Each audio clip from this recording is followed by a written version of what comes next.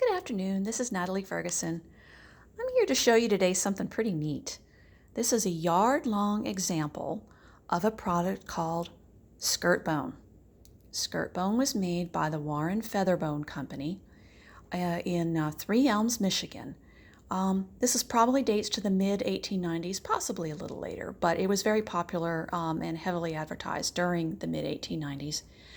What the product was meant to do was to be inserted into the hems of women's skirts so that it could achieve the wide flare at the bottom, 4 yards around, 5 yards around. This was, wires could be used to do the same thing, but Featherbone was something different. If you look at it, you can see that it's got a lot of spring to it. And this was given to the product not by wire, but instead, and gets really kind of neat, by feathers, as the name of the company implies. I made the magnification here up to 5.4, and now I'm also going to lighten it up so that you can see a little bit, very briefly. Look carefully in there and sort of memorize what you see. What you're looking at is what appear to be the 3 shafts from poultry feathers that have been lined up parallel. And then, here, I'm going to do my very best to show you. Oh, it's gone out of, here we go, magnification. If I point through in here, you can see that prior to the outer covering being put on, oh my, this is difficult to do.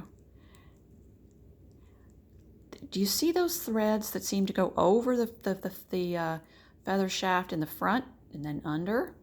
I believe what happens here is that first the shafts are put together and then they're woven in place. Perhaps they're glued afterwards. There's definitely glue in here.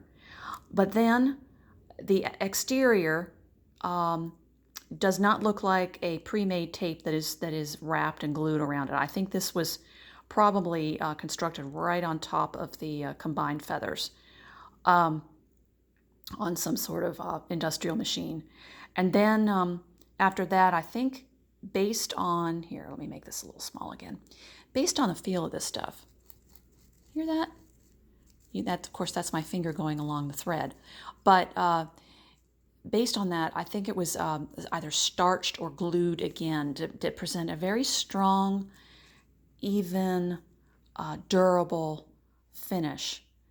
Now this material, this product, is only 1/4 of an inch wide, just 1/4 of an inch.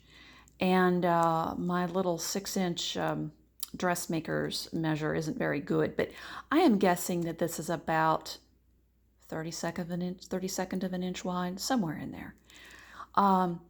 In any case, it would have taken more than one of these Featherbone wires to keep the flare out on a skirt that was made of wool or some other heavier material.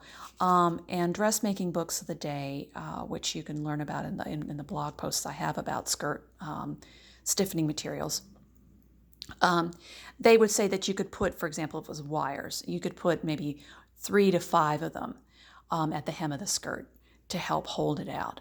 But the flexibility of the stuff also meant that it wasn't going to act like a crinoline.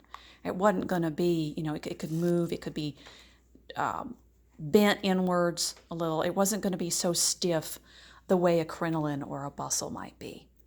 So here we go, an example of an 1890s skirt stiffening agent known as Featherbone.